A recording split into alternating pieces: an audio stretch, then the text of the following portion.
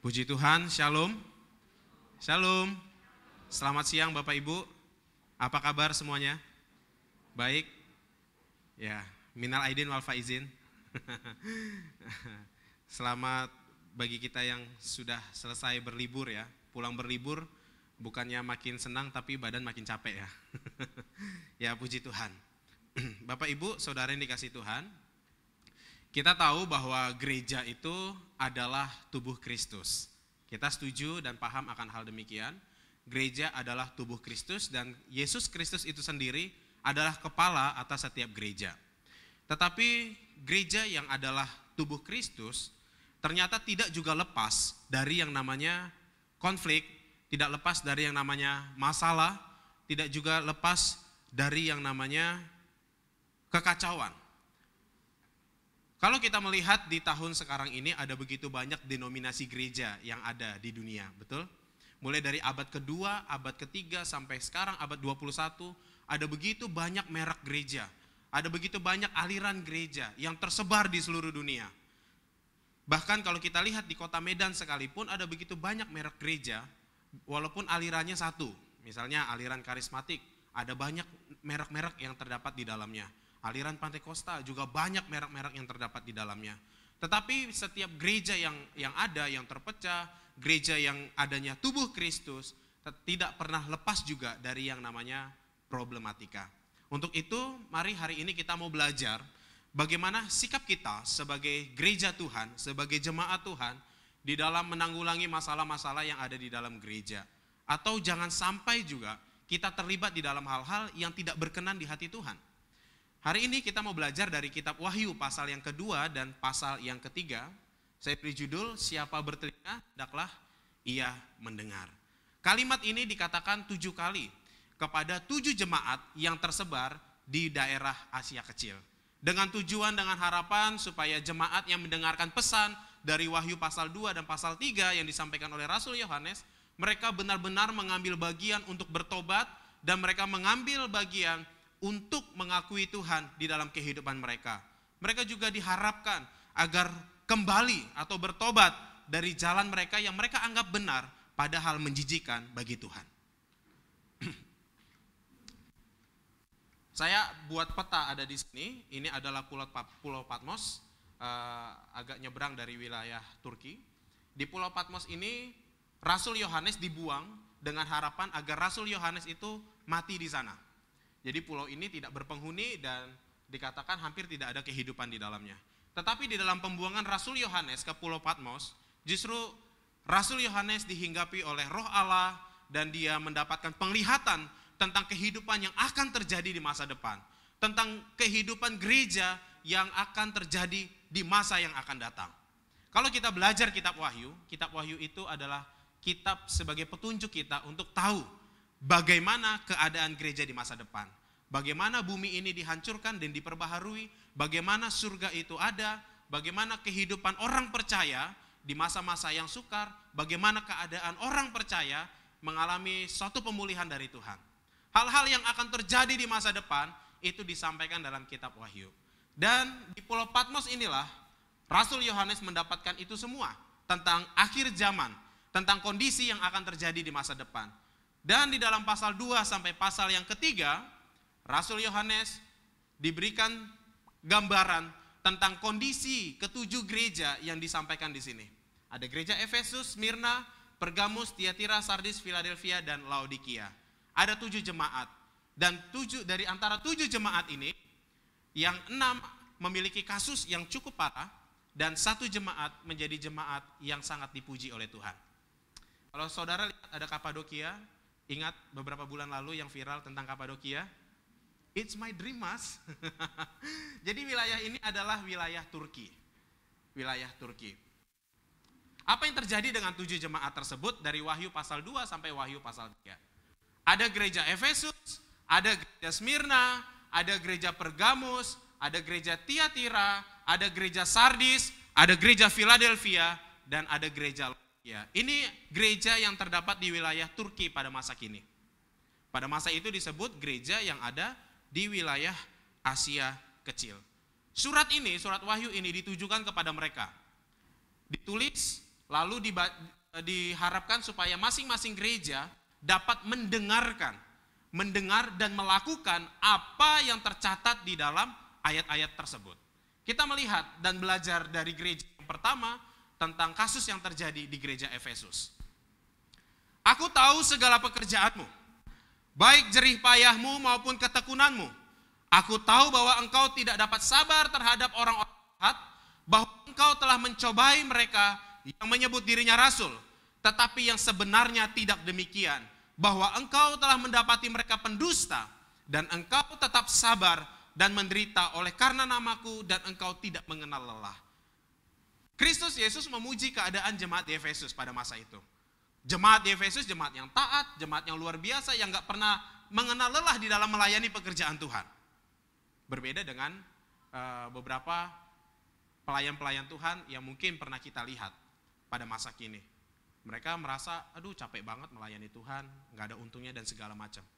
Tapi jemaat di Efesus adalah jemaat yang giat di dalam pekerjaan kepada Tuhan. Benar-benar gereja yang mencintai Tuhan. Jemaat yang benar-benar sangat mengasihi Tuhan. Sehingga Tuhan memuji, baik jerih payahmu dan ketekunanmu dipuji oleh Tuhan. Tetapi ada masalah yang terjadi di sana. Ayat 4. Namun demikian aku mencela engkau karena engkau telah meninggalkan kasihmu yang semula. Sebab itu ingatlah betapa dalamnya engkau telah jatuh. Jemaat ini jatuh bukan ke dalam pencobaan, tetapi meninggalkan kasihnya yang disebutkan tadi daripada Tuhan. Bertobat dan lakukanlah apa yang semula engkau lakukan. Jika tidak demikian, aku akan datang kepadamu dan aku akan mengambil kaki dianmu dari tempatnya jikalau engkau tidak bertobat. Gereja Efesus adalah gereja yang meninggalkan cinta yang mula-mula kepada Kristus Yesus. Gereja ini adalah gereja yang sangat hebat pada masa itu karena beberapa hamba-hamba Tuhan yang luar biasa melayani di sana. Gereja ini didirikan oleh Rasul Paulus, lalu dilanjutkan dilayani oleh Priscilla dan Aquila. Setelah itu Timotius juga diutus untuk melayani gereja yang ada di Efesus. Lalu Rasul Yohanes di masa-masa tuanya juga, sebelum dia mengalami pembuangan, dia melayani di Efesus. Gereja ini dilayani oleh tokoh-tokoh yang hebat. Tetapi naas, ternyata gereja tersebut kehilangan cintanya yang mula-mula kepada Tuhan. Kecolongan juga. Saudara, Bapak Ibu yang dikasihi Tuhan, saya masih ingat ketika saya pertama kali jatuh cinta sama istri saya, waktu kami masih pacaran. Itu menggebu-gebu sekali rasanya. Luar biasa. Tiap hari teleponan, gak kenal waktu. Lalu kalau bisa setiap hari video call tanpa dimatiin. Karena cintanya menggebu-gebu sekali. Hal ini sama seperti jemaat yang ada di Efesus. Sangat menggebu-gebu cintanya kepada Tuhan. Mencintai Tuhan tak kenal waktu. Mengasihi Tuhan tidak kenal kondisi apapun. Mau kesusahan, mau penganiayaan terjadi, aku tetap cinta Tuhan. Sama seperti ada lagu rohani. Ku mau cinta Yesus selamanya. Jemaat ini mengalami cinta yang luar biasa kepada Tuhan. Tahun pertama, tahun kedua, tahun ketiga, lalu tahun-tahun selanjutnya, ternyata kasihnya kepada Tuhan mulai kendor. Bukan hanya kendor, akhirnya mereka meninggalkan cintanya kepada Tuhan. Kondisi ini juga yang dialami oleh beberapa gereja atau jemaat yang terjadi di masa kini. Awal-awal percaya Tuhan, cintanya luar biasa. Setiap hari datang ke gereja. Kalau gerejanya buka tiap hari. Tiap minggu jam ibadah 1, 2, 3, 4, 5, semua didatangi. Bahkan semua denominasi gereja kalau bisa dikunjungi sama dia. Karena rindu sekali ingin beribadah. Tahun pertama. Lalu masuk tahun kedua, masih semangat. Tahun ketiga masih semangat. Rajin baca Alkitab, rajin berdoa, ikut komsel, ikut persekutuan. Bahkan gereja lain pun dikunjungi, jemaat dari gereja lain pun dikunjungi. Karena cintanya kepada Tuhan. Masuk tahun keempat, masuk tahun kelima, mulai kendor. Masuk tahun keenam, tahun ketujuh, ibadahnya yang tadinya 1 bulan bisa 6 kali, 7 kali, sekarang 1 bulan hanya 2 kali. Masuk tahun ke-8, tahun 9, tahun 10, ibadahnya musiman. 1 tahun, 2 kali, Paskah dan Natal. Lalu selanjutnya, ingin bertobat lah. Ibadah hari ini langsung 3 kali untuk 3 minggu ke depan. Cinta cintanya pada Tuhan yang mula-mula yang menggebu-gebu akhirnya kendor dan meninggalkan Tuhan. Ini kondisi yang terjadi kepada jemaat yang ada di Efesus. Sehingga Tuhan berkata, aku akan mencabut kaki Dian daripadamu. Aku akan mencabut sukacita daripadamu. Aku tidak akan memakai engkau lagi menjadi kesaksian bagi orang banyak. Lalu datang ke gereja, nangis-nangis. Oh Tuhan, pakailah hidupku selagi aku masih kuat. Padahal dia sendiri meninggalkan Tuhan dan cintanya dari Tuhan. Saudara yang dikasihi Tuhan, Bapak Ibu, gambaran jemaat Efesus menjadi satu peringatan bagi kita. Jangan sampai kita yang awalnya menggebu-gebu kepada Tuhan, gasnya ditarik panjang dari awal-awal tahun, udah beberapa tahun kemudian gasnya mulai kendor dan meninggalkan Tuhan. Hati-hati, ini menjadi peringatan bagi kita, menjadi koreksi bagi kita bagaimana kesetiaan kita kepada Tuhan, bagaimana kasih kita, cinta kita kepada Tuhan. Minggu lalu saya berkhotbah di ibadah oksigen, saya katakan, ayo bertekunlah di dalam Tuhan. Kata bertekun itu gak kenal waktu. Sepanjang hidupmu bertekunlah untuk tetap mencintai dan memelihara kasih yang mula-mula itu kepada Tuhan. Amin. Amin saudara. Bertekunlah untuk menjaga kasih yang mula-mula itu. Karena jelas, bertobatlah dan lakukanlah lagi apa yang semula engkau lakukan ketika engkau mengenal Tuhan. Amin. Bertobat dan lakukan kembali apa yang semula engkau pernah lakukan ketika pertama sekali mencintai Tuhan. Jangan sampai cinta itu kendor. Mari asah kembali, bertekunlah kembali untuk jatuh cinta setiap hari kepada Tuhan. Itu indah sekali Bapak Ibu. Kalau kita berhasil, maka ada janji yang Tuhan beri. Siapa bertelinga, hendaklah ia mendengarkan apa yang dikatakan Roh kepada jemaat. Barang siapa menang, dia akan kuberi makan dari pohon kehidupan yang ada di Taman Firdaus. Ketujuh jemaat ini dijanjikan sebuah kemenangan oleh Tuhan ketika mereka mampu untuk membatasi diri, tidak seperti orang-orang yang jemaat-jemaat yang tertulis di dalam surat ini. Mereka yang mampu untuk mempertahankan cintanya kepada Tuhan akan mendapatkan upah yang besar di sorga. Saudara bicara tentang upah di sorga, itu menjadi satu hal penting bagi kita. Kenapa? Karena ketika kita masuk nanti di sorga, enggak sekarang, tapi mungkin beberapa tahun lagi, saya pengen ke sorga 80 tahun lagi kalau boleh, atau 70 tahun lagi. Kalau di surga nanti apa yang kita lakukan saudara? Kita beribadah pada Tuhan, memuliakan Tuhan. Dan di sorga kita bawa mahkota, upah yang kita lakukan selama ada di bumi, di sorga Tuhan berikan, dan mahkota itulah yang menjadi kolekte kita di sorga. Apa enggak malu kita? Teman-teman kita banyak mahkotanya diberikan sebagai persembahan di sorga, lalu kita hanya di pinggir-pinggir sorga nengok-nengok. Memang di sorga damai, tenang, tapi kan malu. Nampak sekali kalau di dunia kita enggak berguna. Sakit rasanya, sakit.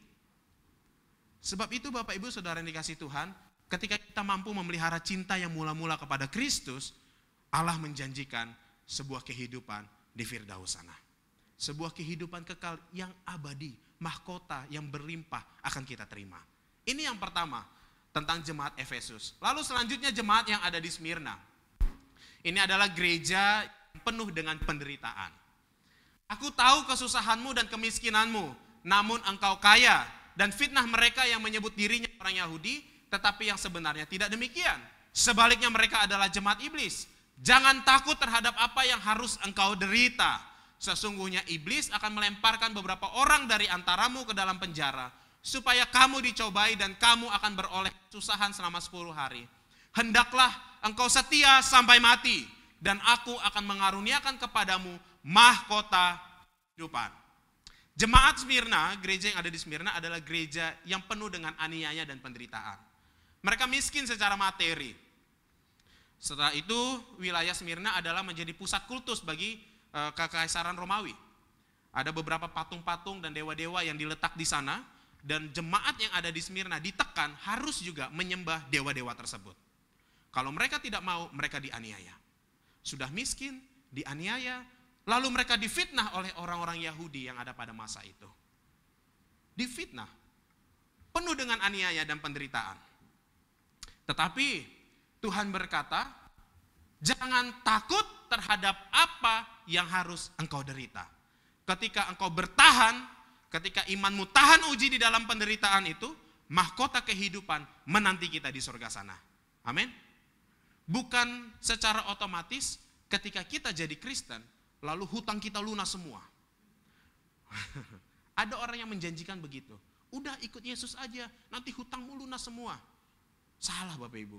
Hutang lunas hanya dengan cara dibayar. Bukan dengan ikut Yesus. Betul? Ada di sini yang pernah berdoa 40 hari 40 malam, tiba-tiba begitu sudah hari 40, amin, hutangnya lunas secara otomatis? Enggak ada. Masalah penderitaan terkadang diizinkan Tuhan untuk kita alami.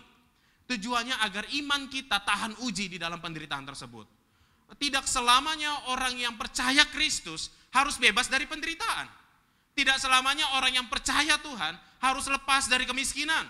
Tidak selamanya orang yang berbakti kepada Allah harus lepas dari sakit penyakit. Tidak.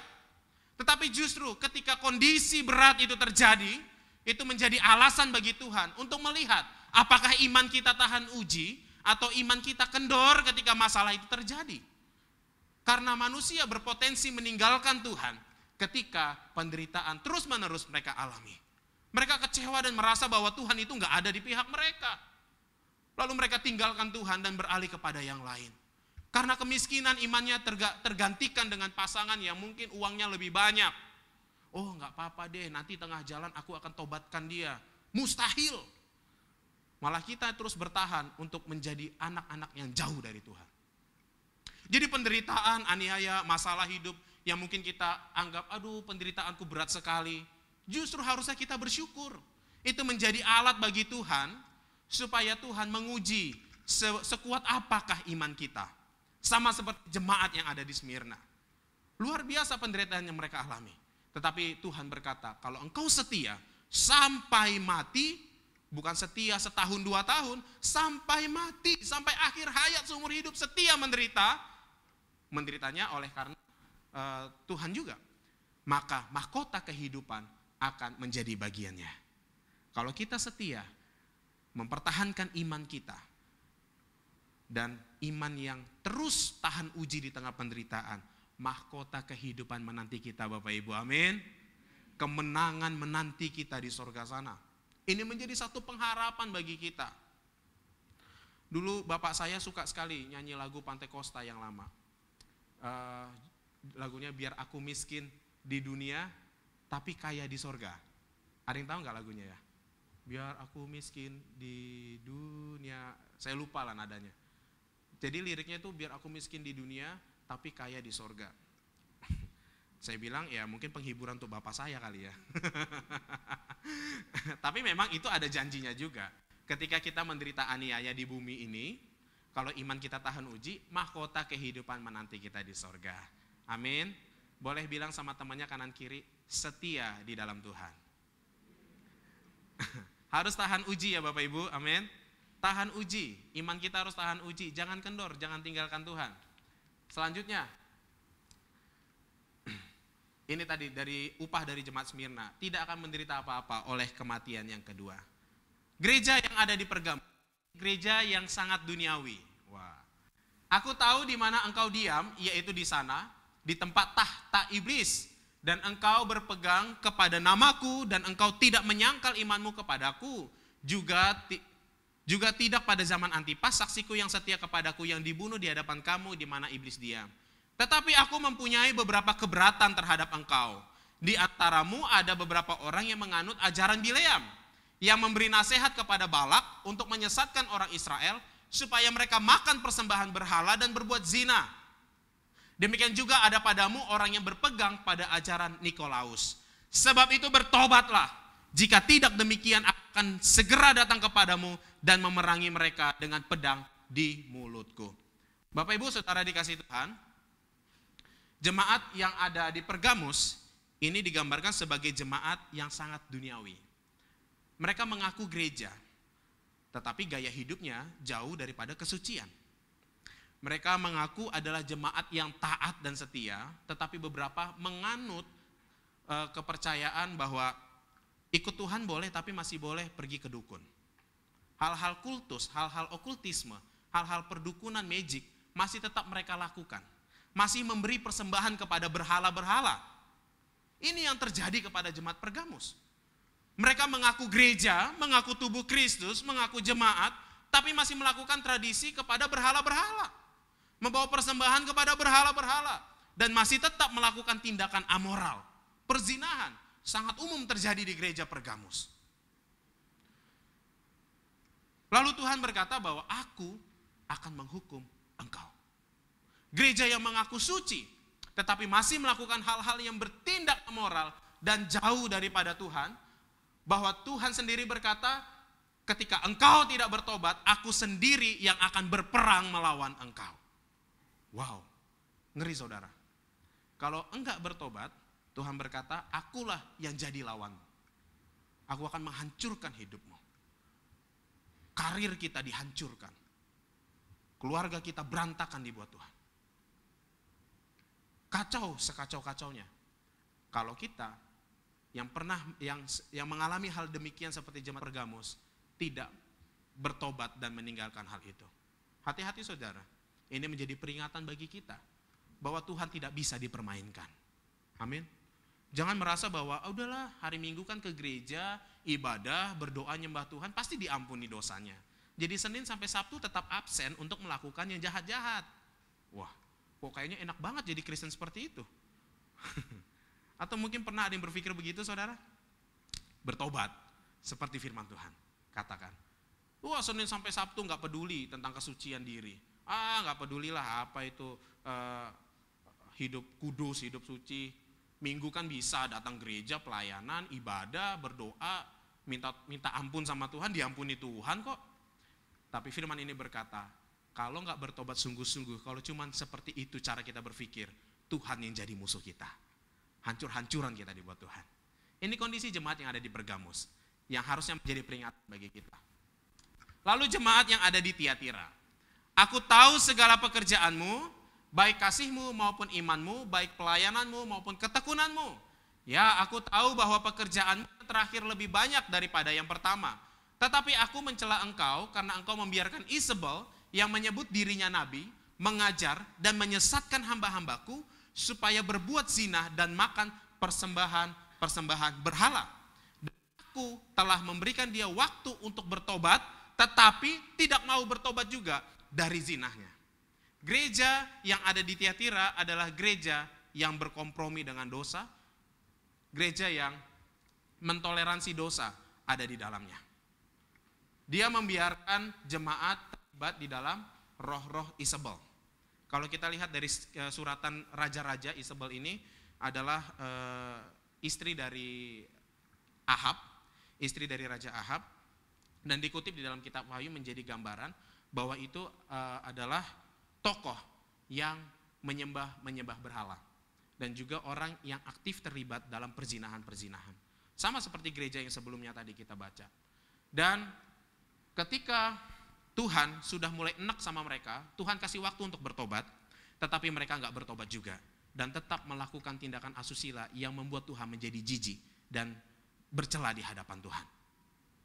Lalu hukuman yang Tuhan kasih jika mereka tidak bertobat dari tindakan mereka adalah, lihatlah aku akan melemparkan dia ke atas ranjang orang sakit, dan mereka yang berbuat zina dengan dia akan kulemparkan ke dalam kesusahan yang besar. Jika mereka tidak bertobat dari perbuatan-perbuatan perempuan itu, dan anak-anaknya akan kumatikan, dan semua jemaat akan mengetahui bahwa akulah yang menguji batin dan hati orang, dan bahwa aku akan membalaskan kepada kamu setiap orang menurut perbuatannya. Saudara, mungkin kita merasa bahwa dosa-dosa yang kita perbuat orang gak tahu. Kita bisa tutupi dengan cantik, kita bisa tutupi dengan baik, sehingga orang gak tahu kebusukan yang kita lakukan. Minggu datang gereja ibadah dengan muka malaikat, dengan gaya yang terlihat sangat-sangat suci. Tetapi firman berkata, aku tahu apa yang kamu lakukan dan kamu kerjakan. Sehingga kalau kamu tidak bertobat dari kebusukanmu itu, hancur hidup kita. Saudara, mungkin firman Tuhan hari ini cukup keras, tapi saya berharap ini menjadi peringatan bagi kita, supaya kita melihat bahwa kita sebagai gereja, sebagai jemaat dipedulikan oleh Tuhan. Sebelum itu semua terjadi, Tuhan sudah sampaikan lebih dulu melalui firman-Nya. Amin. Supaya kita bertobat. tetap mencintai Tuhan, tetap mengasihi Tuhan. Lalu selanjutnya, gereja Sardis ini gereja yang mati. Gereja yang mengaku Kristen, gereja yang mengaku tubuh Kristus, tetapi imannya tidak pernah bertumbuh. Bertahun-tahun ikut Tuhan, imannya tidak pernah bertumbuh. Bertahun-tahun ikut Kristen, tapi tidak pernah mengenal siapa Kristus secara pribadi dalam hidupnya. Ini adalah kondisi jemaat yang sangat miris. Sudah berapa tahun kita ikut Tuhan? Sudah berapa lama kita menjadi Kristen? Sudah berapa lama kita ke gereja? Lalu bagaimana pertumbuhan kerohanian kita? Apakah kita menjadi orang yang gampang tersinggung ketika gembala tidak memperhatikan kita? Apakah kita menjadi orang yang meninggalkan gereja hanya karena penerima tamu tidak senyum sama kita? Nampak sekali bahwa kalau kita masih gampang tersinggung di gereja hanya karena dianggap perlakuan yang tidak adil, atau mungkin terlupakan karena tidak diucapkan ulang tahun, hal-hal sepele, lalu kita berkata gereja gak peduli sama aku, gembala gak peduli sama aku pindah gereja. Ini bisa dikatakan bahwa imannya masih anak-anak, belum dewasa. Ini sama, gereja di Sardis, gereja yang mati, gereja yang mengaku Kristen, gereja yang mengaku tubuh Kristus, tetapi sesungguhnya kerohanian mereka kosong. Datang ke gereja hanya berpura-pura dan memakai kedok keagamaan mereka untuk menipu orang lain. Hati-hati, ini menjadi peringatan juga bagi kita, jangan sampai ini terjadi di tengah-tengah kita. Selanjutnya, itu gereja Philadelphia. Dari 7 jemaat, hanya 1 jemaat yang menjadi keunggulan, yaitu jemaat yang ada di Philadelphia. Aku tahu segala pekerjaanmu, Tuhan tahu semua. Yang busuk, yang baik, Tuhan tahu semua yang kita kerjakan. Lihatlah, aku telah membuka pintu bagimu yang tidak ditutup oleh seorang pun. Aku tahu bahwa kekuatanmu tidak seberapa, namun engkau menuruti firmanku dan engkau tidak menyangka. Karena engkau menuruti firmanku untuk tekun menantikan aku, maka aku pun akan melindungi engkau di hari pencobaan yang akan datang atas seluruh dunia untuk mencobai mereka yang diam di bumi. Oh, habis rupanya. Hanya 2 ayat. Bapak Ibu, jemaat di Philadelphia adalah jemaat yang sangat baik. Jemaat yang dipuji oleh Tuhan. Walaupun ada 6 kondisi jemaat yang buruk-buruk, secara transparan Tuhan nyatakan supaya seluruh dunia tahu bahwa gereja itu bukanlah selamanya tentang orang-orang yang suci semua, tetapi ada kebusukan dan kebobrokan di dalamnya. Namun jemaat Philadelphia juga menjadi contoh. Ketika dia setia bertahan kepada Tuhan, taat menuruti perintah Tuhan, tetap menjalin kasih kepada Tuhan, maka perlindungan dari Tuhan itu nyata dalam kehidupan jemaat yang ada di Philadelphia. Ini adalah janji yang menjadi pegangan bagi kita, saudara. Ketaatanmu dihitung oleh Tuhan. Kesetiaanmu diperhitungkan oleh Tuhan. Pengorbananmu dihitung oleh Tuhan. Dan perlindungan Tuhan atas kita nyata semuanya.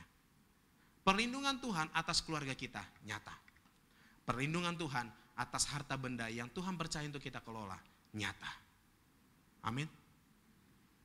Tuhan memberi upah, perlindungan bagi setiap kita. Kita hanya sebagai orang yang menerima manfaat dari perlindungan Tuhan. Kita hanya penerima manfaat dari perlindungan Tuhan ketika kita tetap setia di dalam Tuhan. Yang terakhir, jemaat di Laodikia.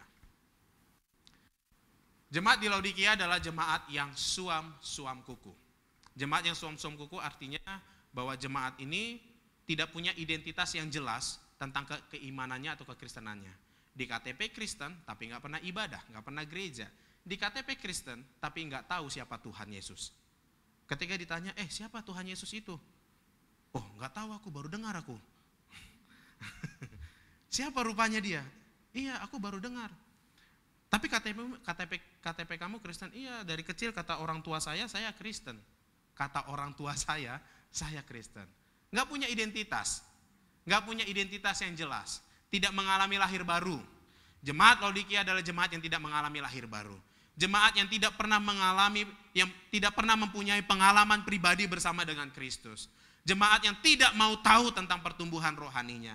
Jemaat yang tidak pernah mau tahu tentang siapa itu Kristus dalam hidupnya. Jemaat yang masa bodoh, jemaat yang gak peduli, jemaat yang hanya ngakunya Kristen, tapi sebetulnya mereka bukan Kristen. Nah saudara, jangan sampai ini terjadi bagi kita. Gereja yang suam-suam kuku. Dan ayat ini mencatat bahwa engkau tidak dingin, engkau juga tidak panas. Alangkah baiknya jika engkau dingin atau panas. Jadi karena engkau suam-suam kuku, artinya gereja yang gak jelas, jemaat yang gak jelas, maka aku akan memuntahkan engkau dari mulutku. Kenapa Yesus berkata keras akan hal ini? Karena kondisi di Laodikia, mereka punya sumber mata air hangat, yang kalau dibawa ke rumah mereka, air hangat ini berubah jadi bau busuk, dan gak pernah lagi kepake. Jadi susah untuk mendapatkan air yang sehat di wilayah sana. Lalu Yesus berkata, sama halnya dengan demikian. Kalau kamu gak berguna sebagai orang Kristen, aku akan memuntahkan, membuang engkau. Dan Tuhan gak akan peduli dengan kehidupan kita. Tetapi yang luar biasanya saudara, gereja Laodikia diberi kesempatan oleh Tuhan untuk bertobat kembali. Aku mengetuk pintu. Jikalau ada orang mendengar suaraku dan membukakan, aku akan masuk ke dalamnya. Artinya dari seluruh yang sudah kita ketahui tentang kondisi jemaat ini saudara, kalau kita merasa mungkin perbuatan kita sudah sangat mengecewakan dan menyakiti Tuhan, lalu kita berkata Tuhan tidak akan pernah lagi menerima hidupku. Ayat ini menjadi jaminan bagi kita. Kalau kita sadar atas segala perbuatan kita yang melukai Tuhan, ketika kita sadar bertobat, membuka hati kepada Tuhan, Tuhan memberi kesempatan yang kedua untuk kita bertobat dan menerima berkat-berkat yang daripada Tuhan. Amin. Tuhan Yesus memberkati kita semuanya.